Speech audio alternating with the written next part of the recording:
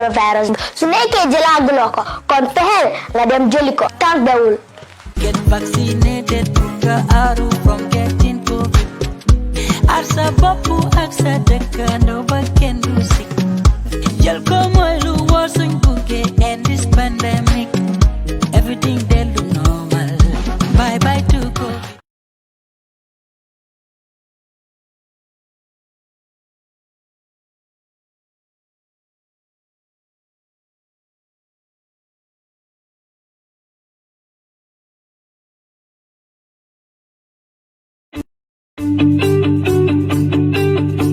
If you want to receive monies from UK, Europe, USA, Canada, Switzerland, and the rest of the world, Supersonics Money Transfer has got you covered. With the largest payout network in the Gambia, you can now receive your monies anywhere you are, from Kartong to Koina, with less hassle. Yes! You can receive monies from your family and friends in UK, Europe, USA, Canada, Switzerland, and the rest of the world with our safe, secure, fast, and convenient service that offers you the largest selection of payout locations in the Gambia. Supersonics Money Transfer. We are currently in 34 African countries and counting, giving you quality money remittance services that are second to none.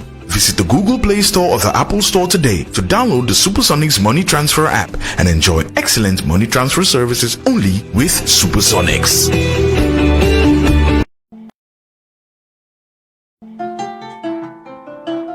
Penmore Physiotherapy and Rehabilitation Clinic is the first of its kind in the Gambia. We have inpatient service and outpatient services. Penmore admits patients and they have intensive rehabilitations. That means treatment 3 times a day for 5 days, from Mondays to Friday, and on Fridays they go to their families to spend time with them to have family. Our patients come on regular appointments, probably 2 or 3 times in a week for treatment. We treat patients with arthritis, with back pain, stroke patients, fractures or after fracture operation, paralysis of all types, and we do treat both young and old patients. Penmore Physiotherapy gives quality physiotherapy treatments to Gambians because we are qualified physios from different parts of the world.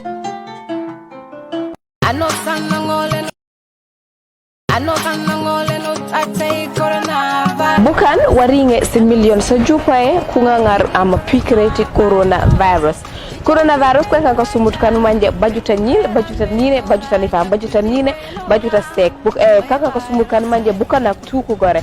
Badne baj ke bari sumu yene tere gudi ka sumut kati coronavirus. Tate ten menya ji baj pikreti yang konem vaccine manje anosan awurna pour mana janga yo bangola tanka fanga fa ka sumut kati COVID-19.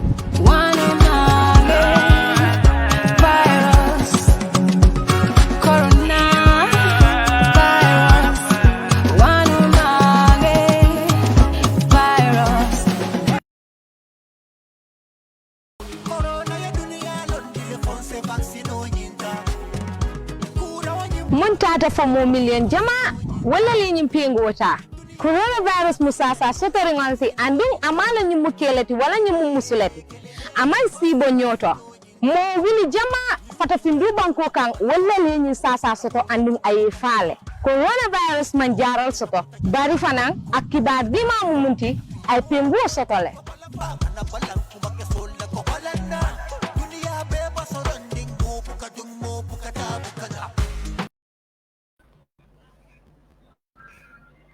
Hello, assalamualaikum mbokk yi bàyyi xel Gambian Talents TV.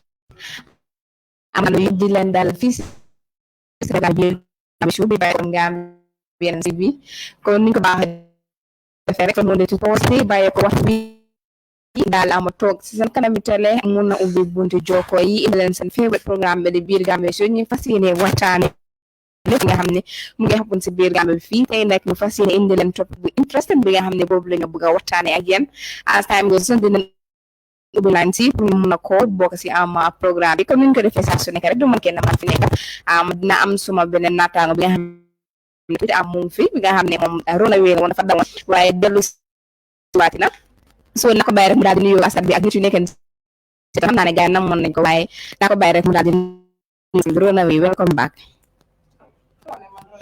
dafa dawoon fan laa demoon gars yi xam ne Wadina ñun hamda way le no rega assalamu alaikum bari jibera mi be ben jibe kanyum temenna ko na Ligament Talents TV na lo ko alfamta kan jala screen no balal wala alfamta kan jala screen no nyatol bari ali ala ne ko president Adama Barrow tata non bank de tamula memi ala mi the people started so manum president no maka imiji so be samana ya lo no mije kan na page so tokka fali rek na ta ko teke ka bi gambe kale kon ka ken nyam wato wati may muna ya fo nyam bari nun ko bi gambe show show la mi ya lon kon ka ko min be ka cha ya ka ko le min ya lon ko abe gambe kono abe ke ka mo ba je kan nana ta political la karo nana ta sports la karo entertainment la karo la an ka nyin topico sambana pour gambe no fana min ya lon ko be outside o mi alon ko ibe gamia kono ja itol fana se participate no bari nin ko banku be do ko ama ke ko president no damari sa keno bari gamia no bere nyak kana collectively na bako do ko so ni natin ka bi gamia shows samana pour alfana yalla hakima samana ke fay mo kam ka jibe mabbanko sambala ya na me amay na ya fanyam balay no liela pour ka kol ke bari mo mi alon ko albe kol ka alcool ka ale ko mo fo mi alon ko albanko na fala an kana ke kuti mi alon mo sa ko no wala be ku fa mi alon ko amanyang so wala tin na binna to ko tenke kapale ko rek murin tan ne ko tenke and I hope you all are doing fine. Maimuna, how are you? I'm doing fine. Are you sure? I'm doing good. Amazing.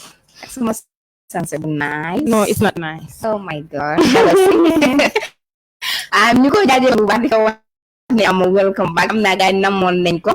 So comme ni ko waxee rek biir Gambia show nag ñu fas yéene waxtaane jël te nit ñi nekk di seetaan naka la gaay gisee li nga xam ne mooy NPP jëf nañ fi seen nationwide tour bi nga xam ne last rek la jeexoon am fi PNP Essa Mbye Fall bi nga xam ne dafa bëgg record ki nga xam ne mu nekk si wàllum politique xaaral nag dama pare si wàllum politique bi ñu ñaa koo coow ñu bëri ñu koo coowee li nga xam ne mu nekk si samedi bi mooy raadi bi nga xam ne boobu la ngay def si opposition bi UDP tamit doon bi nga xam ne di biggest opposition party si biir Gambie bi démb ba département the biggest opposition party they will start attacking you pour commencer li nga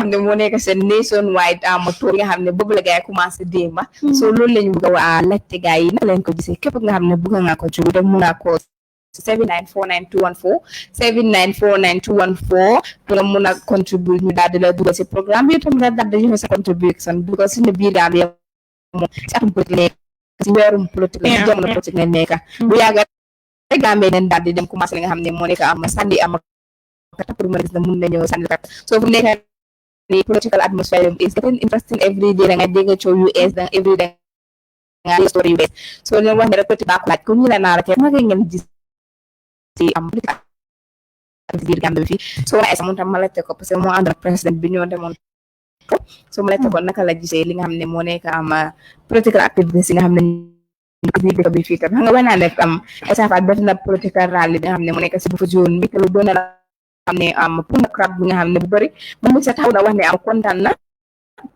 te ndaw ñu gis si li nga xam ne nekk si biir bi fees na so ma bàyyi Essa mu dal joxe li nga xam ne moo nekk contribution parce que moom wene comme ça everyday no guys because you know nekk ni ko xam ne yaa ngi report on politics and everything loolu daf dee mën na difficult a little bit you know but then Gambia na application bu nekk waa the president nag dem na to waaye demul ne political tour a lot of people say that dafa dem political tour you know but yeah campaign but constitution bi moo ko mandé pour mu you know mu dugga si biir dëkk bi from Katong to Koyna mu engage ak pharmacie ñoo xam ne ñoo nekk béykat yi jafe-jafe buñ nekk di am bu fekkee ne dañ war a am solution to those problems because li daf dee nekk loo xam ne ñu nekk si rural areas yi duñ am opportunity bi comme ñu nekk fii luñ dee amee opportunity pour gis président bi non so bi moo tax the président mu génn pour waxaat rural people ñëw na nag ba si combo fii nii so lii tax na a lot of people doo xam nga politician yi fi ñu nekk obviously politique foog mu bokk you know, even if a little bit of politics as of the Faneka. But then, wow, we have seen a lot of improvements in this year's nationwide tour because the president inaugurate a lot of health posts. So innovation of health posts, joxe ambulances. The nekk na loo xam ne su ñëwee wàllum suñ health sector bi especially nowadays xam nañ ne suñ health sector bi it is fragile, you know. Nurses you get complain, a lot of people especially nurses and doctors you get complain amuñ certain materials you have been attend to patients and everything. When you talk about beds, when you talk about gloves, you know, li nekk na loo xam ne president we set the record states this time around because gis nañ ne with the help of the Ministry of Health and also under the leadership great health post yu bari since Lena Foundation stones joxe na ay ambulances li dafa boost the health care system in Gambia bi li comme lu ma ko waxee rek ataka nata abe mu ñennati nanata mi the people store yeah yëpp ma dem naka ñëw yëpp si wàllum mbir bu taw di ñu daan complain daan wax ne nekkutoon maybe at all. Wow, there are certain people it's obvious ñeneen duñ ko gisee dafa dem tool si jamono politique lañ nekk te si wàllum si jamono election lañ nekk ñu ngi waajal nga xam ne moo nekk presidential election so lépp la nga daal di def rek foog mu am nit nga xam ne danaa criticize foog mu am ñeneen nga xam ne duñ ko gisee naka noonu but ñu bëri dañ daal di wax ne lii daal dafa mel ni comme campagne la daal dem mu toog ma waxtaan ak wow, like I said earlier on xam nga politician if you say you talk about the likes of Honorable Ahmed NK Ba and others. Obviously, politics, folk mo bokk sin biir bi, you know. But wow, one nañ campaign la, it is all politically motivated, you know. Why at least try not to make some efforts. Lena Foundation, Stone see, road see, you know, schools see, this and lolo yep. So lolo time it's another significant milestone. His national development plan emphasize all the time. So what politics nag dunya ka fok mo am why tamit da nga gis ne tam si politics la nekk, you understand?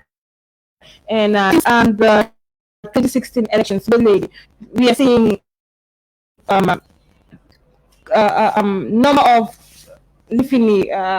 political engagement happening in the country, across the country, sir. Because this is not only the NPP or not only the borough government, but other political parties engage in grassroots sensitization, grassroots education. The yet don't happen since after 2016 till date. So wow, though it is election year, and then election will determine the way forward for Gambia. We understand that, but also the I think Gambians want to understand that. While the time political line maker, you understand, and then you know, but the thing is, see, everything they could politicalize when it comes to national development. Lord, still wanted that to some man and talk again, so you're not even a politician. So, see, young political and negative, season political and I don't know how many women say person help Bahaba Sas. Sunik fito direct ben ko wa bu nangu politique mu dal di hasun digante bu nangu politique mu dal di activities nga xamne ñu ni nen suñ toge dañu dal di am jappalante politique suñ ko def dañ ko wara def in a very mature and li nga xamne mo nek in a very sensible manner bi nga xamne politique mu rek da fay dem time su joté di ngeen ko politique but and end of su jexé rek jeex na way fi gaay man ci xamul lolu dañu politique from November ba December kenn xam dañu nek di politique comme rek ci politique ki nekk di happen ci biir dëkk bi fii mooy political rallies ak meetings nga xam ne political parties yi ñu ngi ko am soo gisee on Saturday tamit ki nga xam ne moo nekk Essa Faal ko doon na koo xam ne ñu bari xam ne ko ci biir Gambia fii liggéey na ci li nga xam ne moo nekk TRRC bi yaaga dugum daal di annoncé li nga xam ne moo nekk candidat pour mën a gis ne mën na moo doon presidential election bi bu ko waxee dafa tukk ñu bari by surprise ñu bari daal di wax ne ñu benn daal wax ne ama foog ñu ne at this time dina génn si pour mun a gis ne mu ne moo taxaw pour run for président si ñeneen ñu ne is too early pour mu def loolu ñeneen ñu nekk this is not the right time pour moom mu daal di def loolu waaye moom génn si na pour mun a gis ne moom tamit bëgg na pour ñu jox ko réew mi pour mu mun ñëw ama rule on Saturday def na li nga xam ne moo nekk ama political rally foofu ca ama bu fa zone bi te gis nañ ne ama askan bi nga xam ne moo génn foofu to be frank man I was surprised with si crowd bi nga xam ne boobu la ama gis foofu because foog ma ne dafa am independent candidate bi nga xam ne pour na façon crowd bu bari boobu si li nga xam ne mu nekk si because zone bi nag doon na place boo xam ne place bi pour feesal ko tamit day nekk problème waaye gis na leen ci bari nañ fi comme ni ko day waxee rek wala comme sa politique ñu bari dañoo daal di génn pour daal di gis but at the end of the day pour génn de sànni carte bi daf day nekk problème xala pour état bi it's very easy because xam nga ambiance mu fa sabar mu fa suma ma xam ne dañ bëgg a fecc su ndégee sabar rek obviously ñoo génn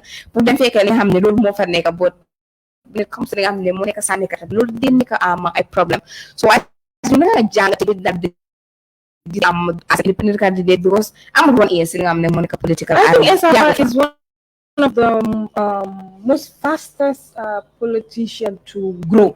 Wow, because within this yes, within this a span of just a short period, mi ngay gis mu ngi ñëw with ak doole, and this shows that how ready he is su ñëwee wàllum politique. Well, I think we had this conversation some yàggut noonu with someone ko xam ne mu ne Essa Faal might be Gambia ni suñ moytuwutee sax mun naa nekk second su ñëwee elections bi, and I doubt that, but then after you know bu ma gisee Buba Zone rally and the way people turn out to support the man, you know, and most of them are young people. Yeah, you know, young people ñoo xam ne man si man am nañ carte ba pare, you know, it's not that dama gis 8 years old 12 years old they did ñu ma gis yëpp youthful age nit yi laa fa gis, so that shows me how Essa Faal is ready to you know join the political arena Gambia ba pare, but danga gis ne did he have the ability, the qualities to run the country? Because looking at Gambia right now, Monica, a very focused and very determined, willing leader, Gambia, you know. So, Lola need as of now. Yeah, hello, caller. Hello. You will find Balan nga wàññi ñu sa volume of your TV or foo ñu nekk di déglu nga gis suñ jokkalante bi mu gën a easy. Okay, wàññi naa fa na kontaan naa seen programme bi trop. okay naka nga tudd ak foo ñoo koolee. Okay, Matar kooku suma in-law la. Okay, seen programme bi neex na trop. This topic is very important topic because politics la. Yeah. Ñu ci jamono politique. Xam ngeen ne jamono politique moom lu bëri gis na ci. Yeah. Kon dafa nekk la nga xam ne rek ñëpp war a bàyyi seen xel ci biir politique bi. Whether journalist leen or whether nekkuñ journalist wala supporter leen wala nekkul supporter whether parti la support or parti la support bi ñëpp war a bàyyi seen xel trop bu Gambia dafa tuuti ñëpp ko moom. Dafa nekk la nga xam ne moom ngaa dem supporter support rek yow nga toog jarul defulu ay dem na nii affaire bi daal lu moom lay reetaa boo nekk on support rek ci la yëpp on fi ay nit ñëw invité ko ñëw attendre meeting bi jusqu'à make you popular in this coming election because this coming election di la disappoint bëri because kenn xamul kenn ka moo war a jël because am na ñoo xam ne dañoo am rally election dañoo ñëw itti ñëpp kaas na pour tiitloo anybody because crowd wanted tiitloo anybody ku nekk parti bu nekk ngay ñëw in new style yaa nga defee in new style so it's important it's improvement in diversity in the politics dafa change dafa gis na Oh, Too bad we lost that caller. Muna call it back. He's talking about something Very important. Fii daal wax bi dem na ka ñoo xam nga ñu bëri di pugaros li nga xam ne mu nekk si wàllum kër du crowd bi tam bokk na si bot. No, crowd bi I don't think crowd bi mun naa determine sa ku win election. Yes, because da nga gis ne am na ñoo xam ñu ngi toog seen kër yi ñu ngi noppi xam nga nekkuñ di engage seen bopp si activité si political parties yi waaye ñu ngi toog ñu ngi noppi te ñu ñu ngi amee seen voters card. So there are still people out there who are undecided ku ñoo voter. So I think loolu yëpp politicians yi war nañoo sóoraale loolu. It's not rek because we had people are saying léegi crowd competition no happen. Yes, we understand UDP is one of the biggest political parties in the country, opposition political party in the country, no doubt about that. And then they gis na suñu génna dañ génna with full force, seen militancy dañ leen dee toppa. We have seen it just day before yesterday. Bu génneen seen parti leader bi ba ñeneen ñi am na ñu dem ba Berendi ñeneen ñi am na ñu dem ba Bara ñu dellu si waat. NPP tamit we should not underestimate President Adama Barrow for now because mu ngi gain numbers as well. But it is important, like Mata said, waruta determine si crowd bu dee génn all the time wala turnout bu dee génn all the time because Gambians we are unpredictable. In fact that is human nature. We are very very unpredictable. So man tey mun naa decide ne esa fa lay vote next day ma read agenda ma gis lu ma gën a interest then I vote for this particular person. So why feel like the problem is duñ seen agenda de. No, but I never been like duñ seen agenda duñ seen la xam ne mu nekk même manifesto. No, political na to be political sweet talking and everything. I think Gambians ubbi nañ seen buti léegi and then I saw a lot of people participating in politics. ñoo xam ne we are not totally into politics, but because I understand the Gambia more than they all want the betterment of the country, not a major active role in politics. And I think it is very encouraging, especially young people nowadays. And you get to see politics. Politics is not about dangawara sol t-shirt politician na them feature also. Yeah, hello. Caller. Yeah, Matar again. So I was not getting Okay. Okay, kalau mau like politik kita tidak on milika because itu mau kita boleh cek dengan kami. This time any political party bu am lagi next one anywhere pun di negara kita boleh isi benarari. Dan kita boleh isi 1 gram of that because dia sama dengan dia 2 days dari in 1 day. Problem jika 1 day ada lagi dari am understand. So when the kalau 1 day ada am plan yang unit ai butuh yang unit everything people put in right numbers. Because they are an order of dance, so it's free. So they have to come and dance and support their candidates. But in terms of campaign should already the crowd people. Very prominent. Campaign yang orang visit 3 or 4 days.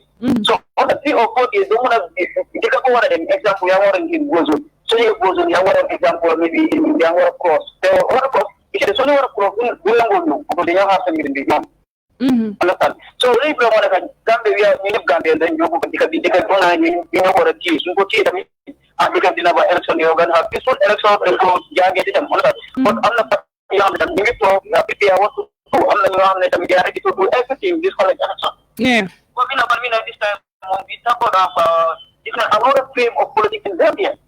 But we started there's no fighting yet. Mudah-mudahan ternyata tadi nak kau di election pasal.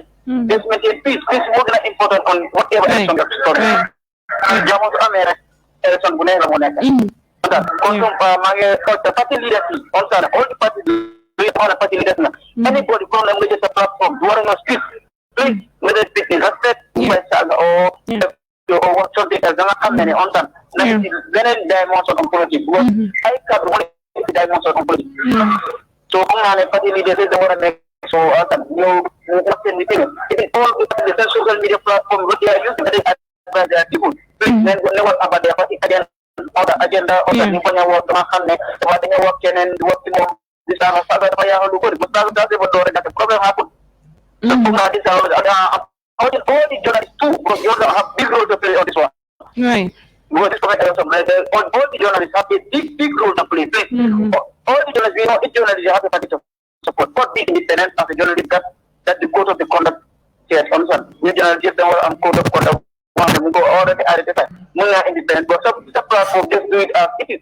No one is a bomb, please, so American journalists, you get a body, you need a book and you know, limited and things. Whatever you like to say, whatever you like to say, please, they don't have time put on social media. But they listen to more of this commentary on others.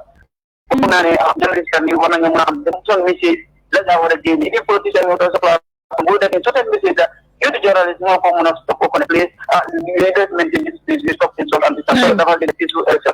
Jeremy just sometimes I appreciate as a contact the government TV. I see that the television is only young jigging up again, so on anything that's happening there. So this is improvement for the government journalist program.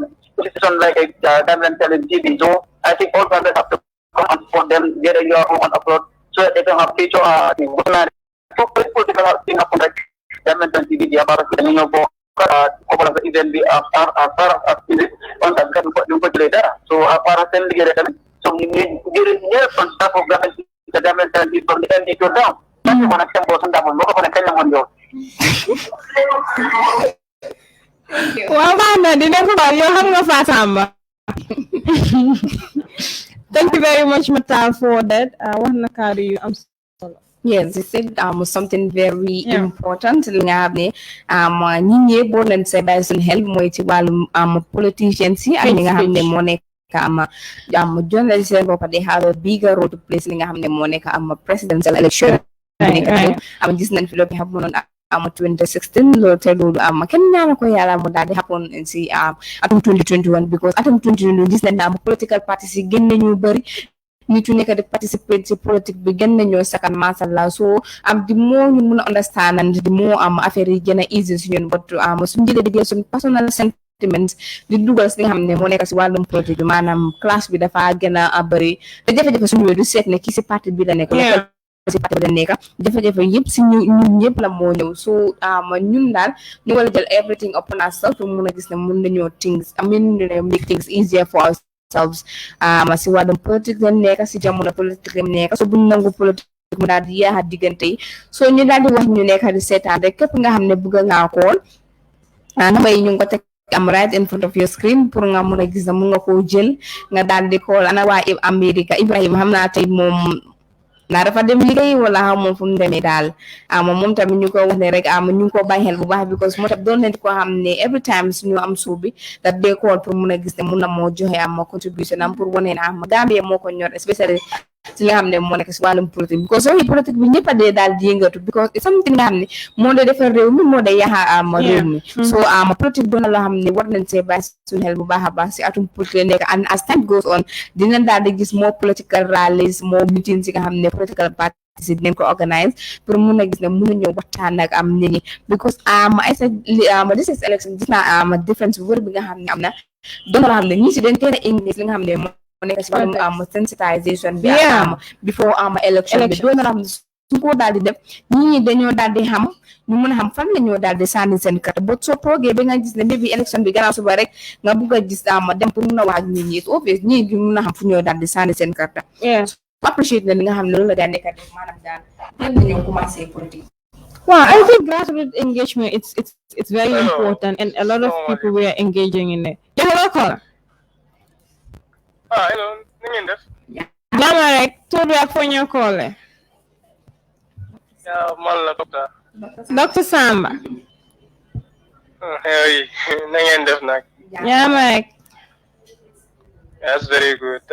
Same program neex na torop. Thank you.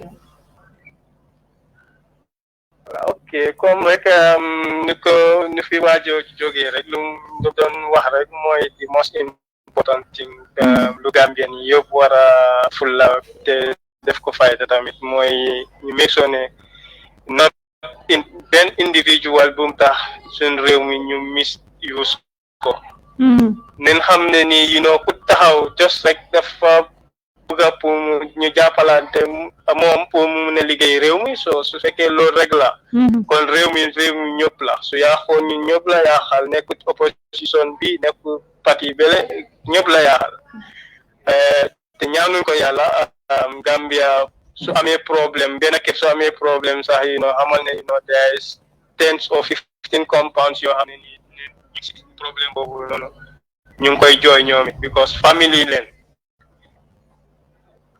so lu waaju wax moo gën a am solo ku nekk na génn rek nga dem bëri opposition loolu taxut ku nekk aim la am comme nit ku soo demee ba doon góor rek nga gis ne man ma dépend suma boppa dama dem ma hustle pour ma dimbele suma boppa dimbele keneen so opposition tamit noonu la lu mu gën a bëree rek baax na ñoom ñëpp doomi réew neen qualified neen pour taxaw waaye the most important thing mooy amut xuloo amul xeex ku nekk nag génn nga oote nga wax nit ñi lan nga amal réew mi su la dénkee suñ réew mi lan nga ñuy defal la ban jafe-jafe bu nekk naka nga ñu fay génnee soo demee ba win xooli nit ñi ñoo moom seen carte gannaaw du foos nga ne danga mooy sànneel yow yaay dugal si biir néeg bi yow kenn yaag yàlla ak box yi nga rotal su la neex koo xam ne ni kooku la agenda nga gën a bugga nga dox sa dox suñ ooyee liste bi kii moo gagné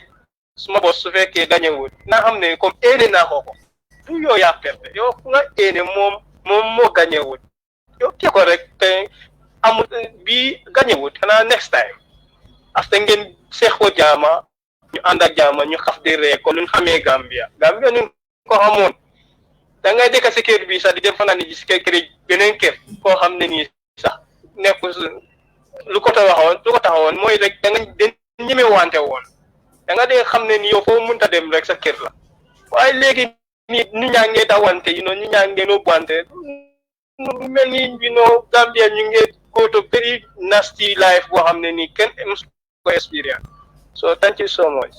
Thank you, Dr. Samba. Thank you.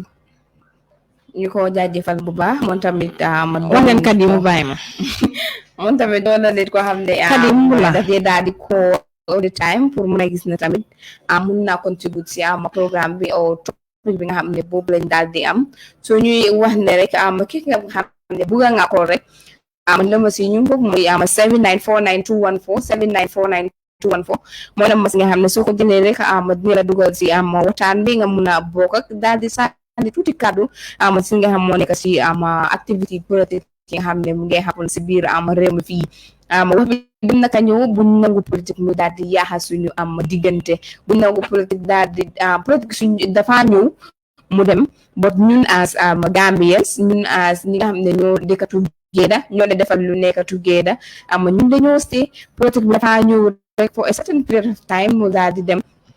So I said, I was talking about something very important. Mooy early engagement bi nga xam ne Gambian si am nañ ko si politique bi dem na si political parties si si leaders si ak nit yi nga xam ne ñoo soxla réew mi because dinaa wax ne every day daal ñu ngi daal de politique dafa mel ni daal political sensitization bi mu ngi work si li nga xam ne moo nekk si Gambian people so ci 2021 election bi ñu ngi expect pour mun a gis a lot of changes yi nga xam ne nit ñoo dee génn pour dem di sànni carte bu nangu nit ki use la pour maybe own personal gain because nit ki mun naa ñëw mun na ne sànni carte kii fekk dafa bëgg nguur boobu su ñooñu suñ daal di wiine moo xam ne ñooñu suñ wiine mu dina daal di amee palaas so obviously dina la engage pour mun a yow tamit nga daal di sànni li nga xam ne moo nekk a certain political party waaye politique nuñ ko waxee rek da ngay génn pour daal di engage ak nit ñi ak électorate yi nga daal di gis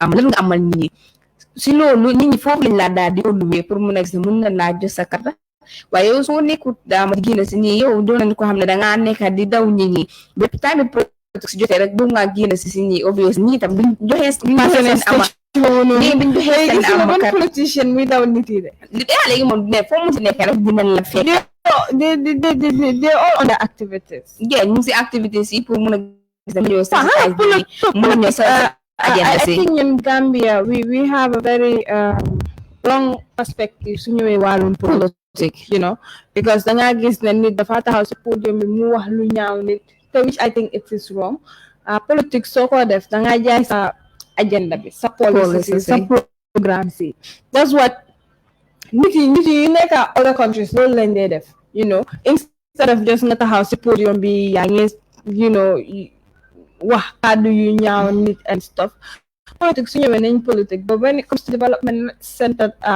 swing focused on development ñu yóbbu dëkk bi because da ngay gis ne a lot of people will be like Gambia atol hani sang albadula clean almantara can move anywhere or even an inch, you know, and which is sad because we are seeing other countries moving. Why not Gambia, a country less than even 2 million people? So I think Gambians the people that they giving their votes for, especially the electorate, because they decide who lead guy. But also we have to understand the leaders those people should be leaders they have the Gambia at heart. It's not just because of conferences, the madam so really one name see muna Jema guest to you set that so in Bopa. Yes, we have the likes of SFL in the political arena now, you know. A lot of Gambians see live boom announce Bopam the mob run for presidency, you know. But a lot of Gambians also gain his popularity during the TRRC sittings, and a lot of young people appreciate him for that. So I think politicians want to see by help because he's growing and he's growing very, very fast, you know. And we have seen the UDP Demba.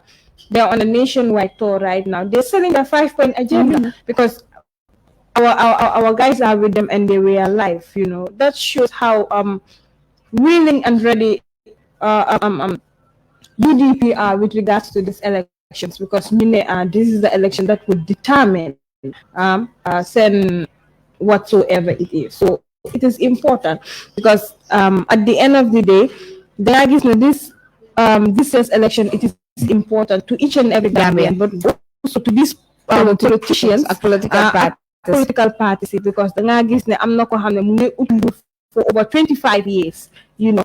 I'm not going to for over 30 years. So I think it's going to be very much interesting, very interesting elections as well. But yes, like callers you call one coffee, journalists, we have a role to play, and I think we have a huge responsibility and a tax. It's already on our shoulders, and with regards to how we portray things out there, you know, it's important, and we have to learn from it. So it's important, but then who cares about crowd anyways, you know, because I don't think 50 people win a presidential candidate's election. So we consider. We also have the undecided electorates. They're sitting in their corners. Still, they don't even know who they're going to vote for.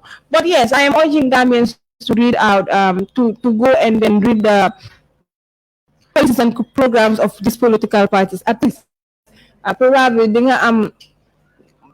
for dugal sa carte. Exactly. Wala benn portion see guys and agency in your favor, and then you know okay, NPP live vote on this election. So it's going to be pretty interesting elections, and we're looking forward to a very peaceful election.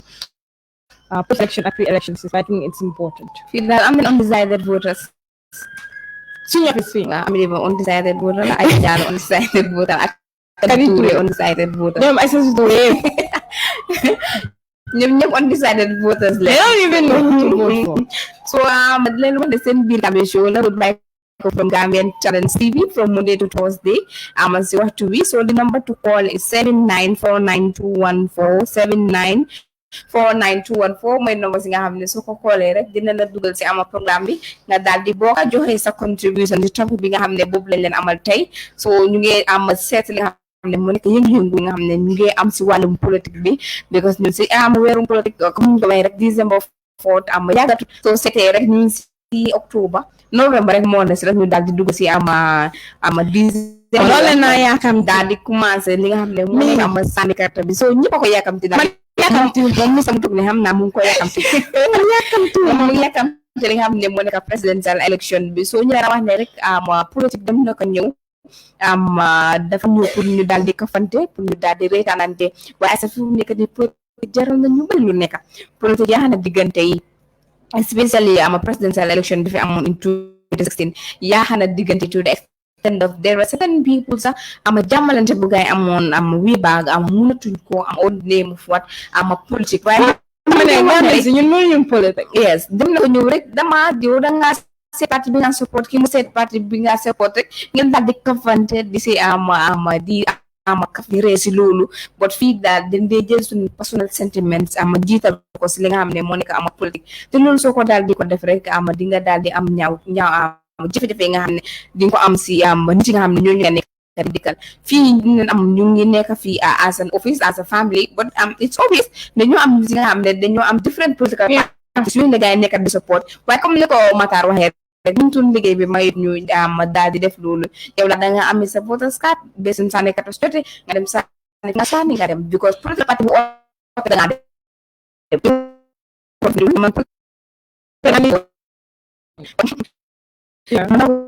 toog si kër bi daal di doon ñun daal duñu am loolu but we have comment am ñu ngi bàyyeekoo si ñu nekk di seetaan ko di Matar Darcy we miss you Aïssatou I miss you guys too. PDOIS caravan tour starting on the 9th of October 2021 you all are invited so blame the more if yes I think it was postponed because Honorable Halifa Sallah had COVID, but then you plan on to embark on Sen Caravan tour that is nationwide from Katong to Koina. And I think PDOIS is one of the parties that also Gambians at heart, looking at the party itself, the leader himself. So we are looking forward to a very successful caravan tour from the PDOIS, and yes, Gambian Talents TV will be covering it, inshallah, for the Gambians to know also what they have for Gambians, because they themselves an agenda before for know pro Gambian people trust so I think it is important as well because listening UDP music so sooner or later the nominations is starting, so it's important. Hopefully we are going to see a coalition government. I don't know. A coalition? Yeah, hopefully another coalition will form. I don't know. Come on, I started talking. The key mom. Come to go ahead. PDS caravan tour. The caravan that they need. PDS not this year the new different changes. Changes. Like PDIS, they know the difference. How many women ambience, I ambience and everything. So, generation we know are wrecked. Nyom tami lolo nyo anda lagi. So, what tells you na nyom tami tari na priyenga to siwarum politics because the ngagis ne nyom PDIS unya moneka nyo talk. Assistant booksy, assistant everything. You sell an agenda to Gambian people. But this time around, they come with difference, because probably they give the Gambian people like they I sabar, I feature, I music. You under a scandal. I think that's a pretty much strategy to use, and then they're using it. And I hope them a very successful caravan tour nationwide.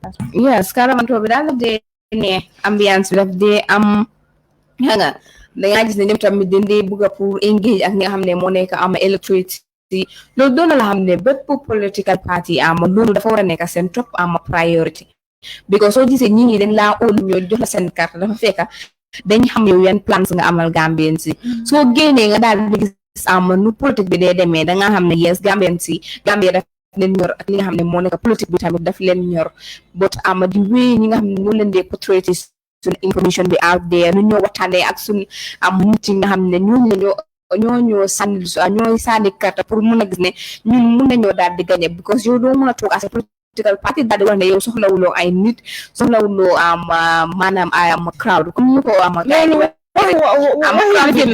bi doon na loo xam ne I political party mënut a dem bàyyi electorate si gannaaw so bu fekkee ne an individual or group of people dañ dee bàkku ne ñoom dañ ñuruñ ay the electorate da meaning na loolu wax bi amul diggante yaa parce que electorate yi ñoo la dee vote ñoo la dee jox that power ñoo la dee jox that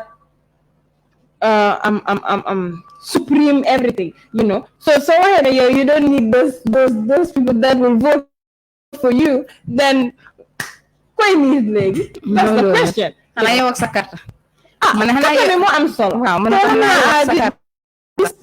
this year a lot of young people pare nañ pour dina dem sànni ji carte which it's very good it ngi signal a lot compared to the other time. Since 2016 presidential elections with Legi, young people have been actively involved in politics because political parties and you use young people senior so when it comes to send grassroots engagement senior send programs send policies ñoo dee dem toog si télé di send agenda I think every political party should be doing that.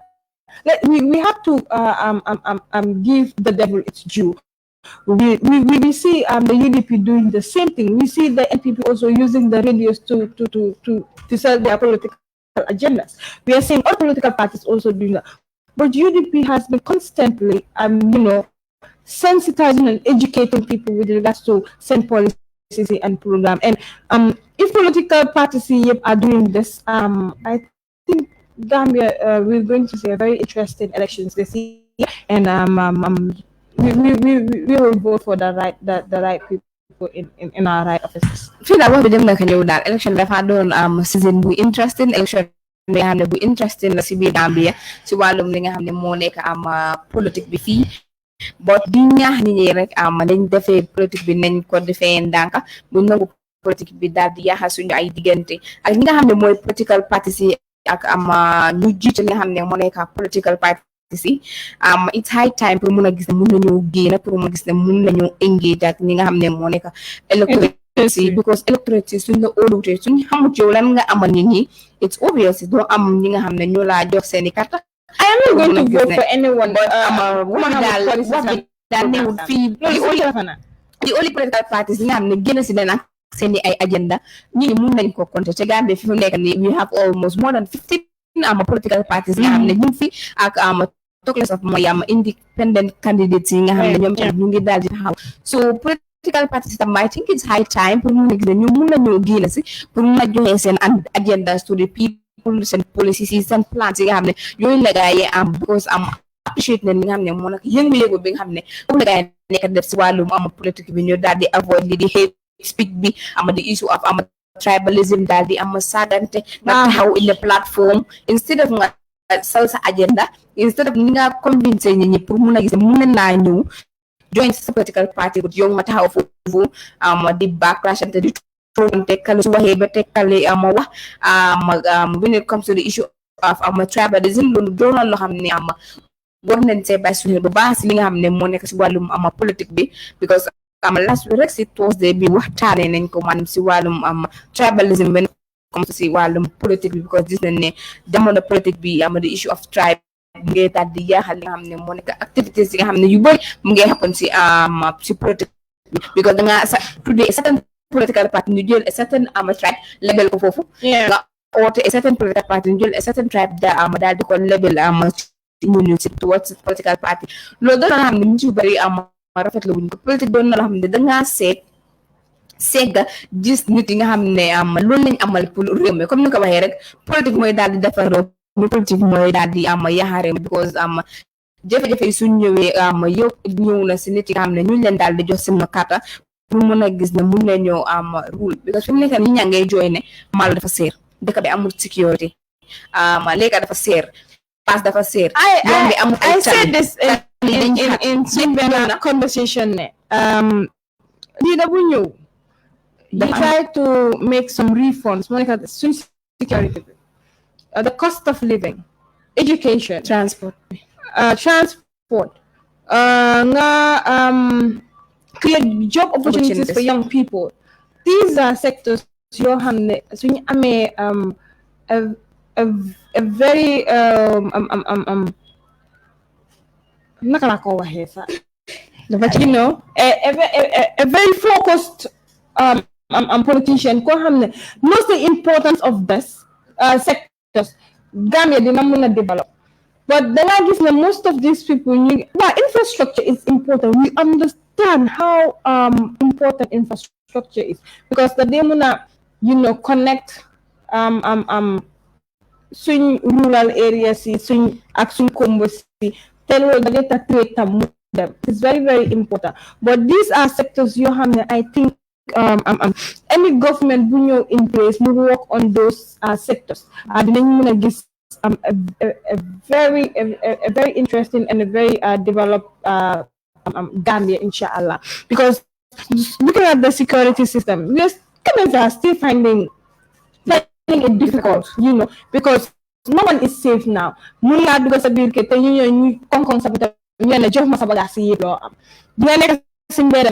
a problem because so the young gets to see the Nangai said, so when you look at employment, we are seeing a lot of young people sitting at the ghettos. They don't watch a league. They don't even have something to engage themselves to.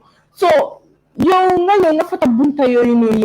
obviously, even before Kenesa, try but then you did all those for Gambians, then give me any other reason that the Gambians will not vote for you. So I think we should have a very a focus driven leader ko xamne mëna develop Gambia for Gambia bi ci kanam. So loolu mo gëna important. Fi da wax bi daal def na ñëw rek. And then lepp ci ñun la delu ci ñu nit nga xamne ma ci ñom Kadi Touré ma ci ñom ñi they still undecided on who they're going to vote for. And I think Gambians war nañu make decisions as of now. Kan la war vote for lan mo nek agenda bi lu ma amal lan mo nek policy sami so lolu yep important na but we see here the undecided ones, people like Kadi Touré, people like Aissatou Touré. So I am urging you guys to go out there, read the manifesto or the party manifesto, their programs, their policies, what they have for you guys, because it's more important. Why tell you $10,000 you know vote for me $10,000 no obviously you cannot turn to those people and say still give me $10,000 because I am the one that voted for you. But if you read those people's their policies and agenda and you know the person that has Gambia at heart, Gambia will not them because Gambia people not them. Kadi Touré understand it's almost time. See I'm a technician why I'm the open nako 5 jot na dafa wara job mu ñu wat Kadi mu ngi tok am ñu sonal ñu la kat so fi mu nekk rek ñu dal di am signal ne time bi jeex na so na bay set bu dal di tagato ak nit ñi nga xam ne ñoo nekk di seetaan Kadi ngir yàlla na fi ele do tok fi mi de ele du fi tok mais je must de rek du fi tok ele du fi tok yes, wonderful viewers out there. It's rather unfortunate that Kadi Touré is signaling us. It's time. I wish you all can see behind the scene behind the but they're saying yes. Thank you very much for having us in our studios. It's been a good interactive. It's great sharing the little knowledge that we had as young people because we understand how the political arena of the Gambia is, and we are trying as much as we can to always bring you things that will educate you, things that will entertain you. Yes, we are in the political season, and Gambians December 4th they will head to the polls to elect someone who they think that can lead the Gambia for the next 5 years. And I hope Gambians out there are watching, and then you guys will try to vote in for someone who has the Gambia at heart and also will at least, have certain changes when it comes to the country with regards to, creating job employment for young people, reforming the security sector, and also when it comes to infrastructure, the cost of living. So, didn't Eric inshallah marin jibira mi be jibe kanyum tamanna kadi toure ben signal ka ko it's time ma flale ko ala baraka bake anin mutol bi kata ni studio kono ka ko sama na mi yalon ko nana ta Gambia la karola surtout politiko bari na ko nyim tamen na politiko be nyam nyim banko ka abasara rim bakel andung and Nigeria a lot of political engagement so wala activities so reke kanen time wala Nigeria ko UDP bela toke kane mama kande the same thing Nigeria ko esa farm esambe fa la ribake nung talending buba zone so nyiki to kuleti mi yalan ko it is encouraging kamoje ka finti ka active participation tanana sa politiko la karola and maflale ko akana dawo da mala bari ka oj plale finti nana ta dezema foda aleta leader to mo ato yamiyalong ko wale Gambia sambala nana ta the next 5 years karola because important ta bakela naje ko Gambia madina moni yalong ko atel Gambia sambana ana Gambia at heart maflale ko fusuma inshallah ala baraka bake. Thank you very much guys. Ñu ko jaajëfal bu baax a baax comme ni ko waxee rek di leen wax ne rek ba ëllëg inshallah ñu indiwati beneen topic bi nga xam ne fas yéene ko waxtaanee ak yéen so di jaajëfal collègue yi nga xam ne ko la nga xam ne jox leen seen contribution si topic bi nga xam ne boobu lañ amal gaay si jamono politique leen nekk si atum politique leen nekk so war nañoo bàyyi suñu xel bu baax a baax comme so li nga xam ne moo nekk politique bi te ngeen wax suñu anti ndey bi mu daal nañu dimbale ñu because amalak so rek di jaajëfal sun technical team bi ko di am Diba ay dajalo ak Kadi Touré moom daa defut fi dara lu di SNU ak kenn xamul lu mu nekk so ak sun dof bi ay Sidi Touré ba ëllëg inshallah bye bye. Vaccine jawal ke vaccinated before it's too late. Yow mii di ma déglu di ma seetaan baa jël nga sa péngu coronavirus su nekkee jëlaaguloo ko kon fexeel nga dem jëli ko tardewul. Get vaccinated to aaru from getting COVID. Assalamu alaikum wa rahmatullahi wa barakatuhu. Komen aliyalo nyamin dolu ka fanyela ko Sheikh Yakuba Khalifa Haidar mbesiring Atlanta jang na komen nga fana diyambo ko nyamin vaccination nyinte nga tale alhamdulillah nakafunyo jama beje me alon ko alimamo le mu fana be atale oto kammala ni ite ya taylaftira mantole ila umma kayrola tumando bata itandila ko ntele bi ngata de mankole ya kusotoje oto nyimu wasiyoti momo yedan kene ala la drong yata katun ala ko idha azamu fatawakkal ala Allah ko ku ba kale tu ko ala la drong nyinu sababu le tudo menka mojara bari ngabula sababu no madron tumando ala ma ko yoro kan ala be ma ko yelale.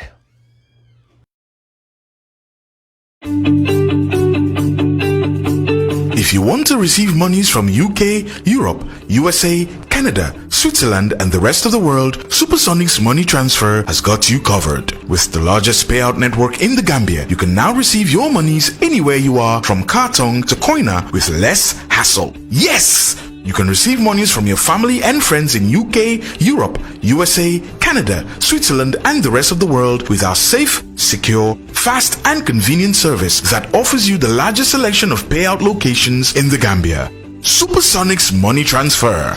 We are currently in 34 African countries and counting, giving you quality money remittance services that are second to none. Visit the Google Play Store or the Apple Store today to download the Supersonics Money Transfer app and enjoy excellent money transfer services only with Supersonics.